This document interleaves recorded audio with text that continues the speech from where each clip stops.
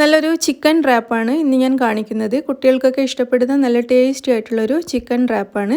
ഇത് നമുക്ക് ഡിന്നറിന് വേണ്ടിയിട്ട് ഉപയോഗിക്കാം, അല്ലെങ്കിൽ വൈകുന്നേരം സ്നാക്കായിട്ട് വേണമെങ്കിലും യൂസ് ചെയ്യാം. അപ്പോൾ ഇതെങ്ങനെയാണ് നല്ല ടേസ്റ്റോട് കൂടിയിട്ട് ഉണ്ടാക്കുന്നതെന്ന് നമുക്ക് നോക്കാം.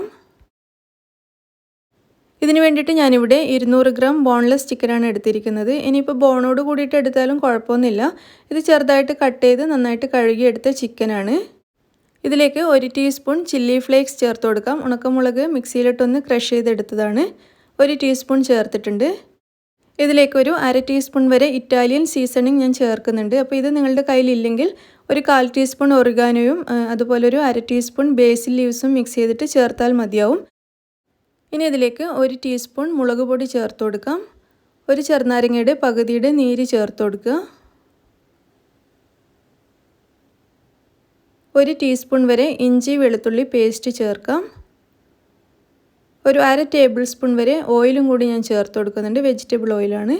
ആവശ്യത്തിന് ഉപ്പും കൂടി ചേർത്തിട്ട് ഇതെല്ലാം കൂടി നന്നായിട്ട് മിക്സ് ചെയ്തെടുക്കാം.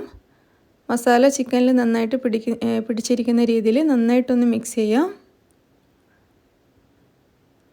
നന്നായിട്ട് മിക്സ് ചെയ്തതിന് ശേഷം ഇത് നമുക്ക് ഫ്രൈ ചെയ്തെടുക്കാം. വേണമെങ്കിൽ ഒരു 10 മിനിറ്റൊക്കെ ഇങ്ങനെ മസാല പിടിച്ച് കിട്ടാൻ വേണ്ടിയിട്ട് വെക്കാവുന്നതാണ്. പക്ഷേ ഞാനിതിപ്പോൾ തന്നെ ഫ്രൈ ചെയ്തെടുക്കാൻ പോവാണ്. അതിന് വേണ്ടിയിട്ടൊരു പാൻ അടുപ്പത്ത് വെച്ചിട്ടുണ്ട്. ചൂടായി കഴിയുമ്പോൾ നമുക്കിതിലേക്കൊരു 3-4 ടേബിൾ സ്പൂൺ ഓയിൽ ഒഴിച്ചു കൊടുക്കാം. ചൂടായ എണ്ണയിലേക്ക് ചിക്കൻ വെച്ച് കൊടുത്തിട്ട് നന്നായിട്ട് ഫ്രൈ ചെയ്തെടുക്കാം. മുഴുവൻ ചിക്കനും ഈ പാനിലേക്ക് വെച്ച് കൊടുക്കാം. മുഴുവൻ ചിക്കനും പാനിലേക്ക് ഇട്ട് കൊടുത്തിട്ടുണ്ട്. ഇനി ഇത് നമുക്ക് നന്നായിട്ട് ഒരു ഭാഗം ഫ്രൈ ചെയ്യാം. ഒരു വശം ഫ്രൈ ആയി കഴിയുമ്പോൾ നമുക്കിതൊന്ന് തിരിച്ചിട്ട് കൊടുക്കാം. ചിക്കൻ മുഴുവനും തിരിച്ചിട്ട് കൊടുത്തിട്ടുണ്ട്. മറ്റേ വശവും കൂടി നന്നായിട്ട് ഫ്രൈ ചെയ്യാം. അതിനുശേഷം ഇതുപോലെ തിരിച്ചും മറിച്ചിട്ട് വേവാത്ത ഭാഗമൊക്കെ നോക്കിയിട്ട് നന്നായിട്ടൊന്ന് ഫ്രൈ ചെയ്തെടുക്കുക. എല്ലാ വശവും ഒരേപോലെ നന്നായിട്ട് ഫ്രൈ ചെയ്യുക. ഇപ്പോൾ നമ്മുടെ ചിക്കൻ ഇവിടെ നന്നായിട്ട് ഫ്രൈ ആയിട്ടുണ്ട്. എല്ലാ വശവും നന്നായിട്ട് മൊരിഞ്ഞ് വന്നിട്ടുണ്ട്. ഇനി ഇത് നമുക്ക് പ്ലേറ്റിലേക്ക് മാറ്റാം. മുഴുവനും പ്ലേറ്റിലേക്ക് മാറ്റിയതിന് ശേഷം ഞാൻ കുറച്ച് ചെറിയ കഷ്ണങ്ങളായിട്ട് കട്ട് ചെയ്ത് വെച്ചിട്ടുണ്ട്. ചിക്കൻ മുഴുവനും കുറച്ച് ചെറിയ ചെറിയ കഷ്ണങ്ങളായിട്ട് കട്ട് ചെയ്തിട്ടുണ്ട്. ഇനി നമുക്ക് ഈ സാൻഡ്വിച്ചിന് വേണ്ടത് കുറച്ച് മയണൈസാണ്. ഇത് വീട്ടിലുണ്ടാക്കിയ മയണൈസാണ്. നമുക്കിതിലേക്ക് ഒരു 1/4 ടീസ്പൂൺ വരെ ഗാർലിക് പൗഡർ ചേർത്ത് കൊടുക്കാം. ഗാർലിക് പൗഡർ ഇല്ലെങ്കിൽ 1/4 ടീസ്പൂൺ ഗാർലിക് പേസ്റ്റ് ചേർത്താലും മതിയാവും. ഇനി ഞാൻ ഇതിലേക്ക് ചേർക്കുന്നത് തായ് ചില്ലി സോസാണ്. അപ്പോൾ ഇതിന് പകരം കെച്ചപ്പ് ചേർത്താലും മതി. 1 ടേബിൾ സ്പൂണാണ് ഞാൻ ചേർക്കുന്നത്. ഇതില്ലെങ്കിൽ കെച്ചപ്പ് ചേർക്കുക. ഇതിലേക്ക് കുറച്ച് ഒറിഗാനോ ചേർത്ത് കൊടുക്കാം. ഒരു 1/4 ടീസ്പൂൺ വരെ ഒറിഗാനോ ചേർത്തിട്ടുണ്ട്. അതുപോലെ ഒരു 1/4 ടീസ്പൂൺ ബേസിൽ ലീവ്സും കൂടി ചേർത്തിട്ടുണ്ട്. ഇനി ഇതെല്ലാം കൂടി നമുക്ക് നന്നായിട്ട് മിക്സ് ചെയ്തെടുക്കാം. ഇനിയിപ്പോൾ നിങ്ങൾക്ക് പ്ലെയിൻ ആയിട്ടുള്ള മയണൈസ് മതിയെന്നുണ്ടെങ്കിൽ ഇതൊന്നും ചേർക്കണ്ട. പ്ലെയിൻ ആയിട്ടുള്ള മയണൈസ് ഉപയോഗിച്ചിട്ട് സാൻഡ്വിച്ച് ഉണ്ടാക്കിയാലും മതിയാവും. ഇതൊന്നും ചേർക്കണം എന്നില്ല. ചേർത്ത് കഴിഞ്ഞാൽ ഒരു പ്രത്യേക ഫ്ലേവർ കിട്ടും. അത്രയേ ഉള്ളൂ. ഇതിവിടെ റെഡി ആയിട്ടുണ്ട്.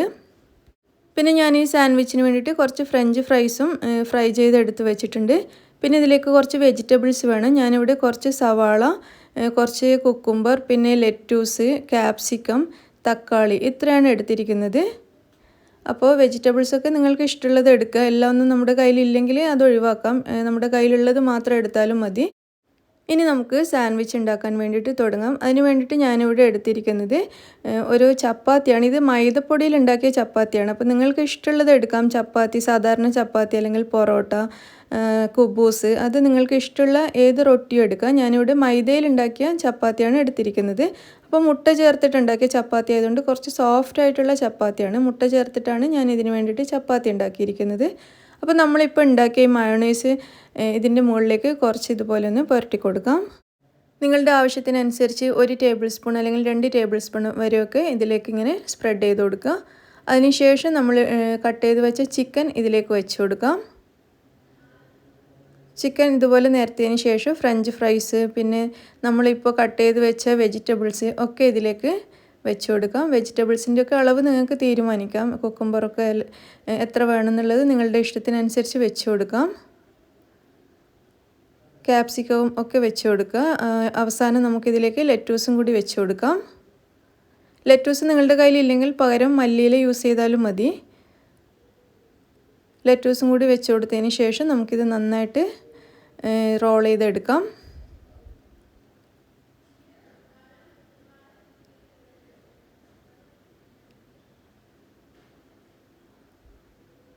അങ്ങനെ നമ്മുടെ സാൻഡ്വിച്ച് ഇവിടെ റെഡി ആയിട്ടുണ്ട്. നന്നായിട്ട് റോൾ ചെയ്തെടുത്തിട്ടുണ്ട്. അപ്പോൾ നിങ്ങളെല്ലാവരും ഈ ടേസ്റ്റി സാൻഡ്വിച്ച് ഒന്ന് ഉണ്ടാക്കി നോക്കുക. നല്ല സൂപ്പർ ടേസ്റ്റാണ്. കുട്ടികൾക്കൊക്കെ ഇത് എത്ര കഴിച്ചാലും മതിയാവില്ല. പിന്നെ മൈദയിലുള്ള ചപ്പാത്തിയൊക്കെ ഉണ്ടാക്കിയിട്ട് കുട്ടികൾക്ക് കൊടുക്കാൻ മടിയുണ്ടെങ്കിൽ സാധാരണ ആട്ടയിൽ ഉണ്ടാക്കുന്ന ചപ്പാത്തി ഉണ്ടാക്കിയിട്ട് അതിൽ റോൾ ചെയ്ത് കൊടുത്താലും മതിയാവും. ഏത് റൊട്ടിയാണെങ്കിലും കുഴപ്പമൊന്നുമില്ല. കാരണം ഇതിൽ ചേർത്തിരിക്കുന്ന ചിക്കൻ നല്ല ടേസ്റ്റി ആയിട്ടുള്ളൊരു ചിക്കനാണ്. അപ്പോൾ എന്തായാലും കുട്ടികളൊക്കെ കഴിച്ചോളും. അപ്പോൾ നിങ്ങളെല്ലാവരും ഈ ചിക്കൻ റാപ്പ് ഒന്ന് ഉണ്ടാക്കി നോക്കുക. അഭിപ്രായം അറിയിക്കുക. ഇഷ്ടമാണെങ്കിൽ ലൈക്ക് ചെയ്യുക, ഷെയർ ചെയ്യുക. താങ്ക്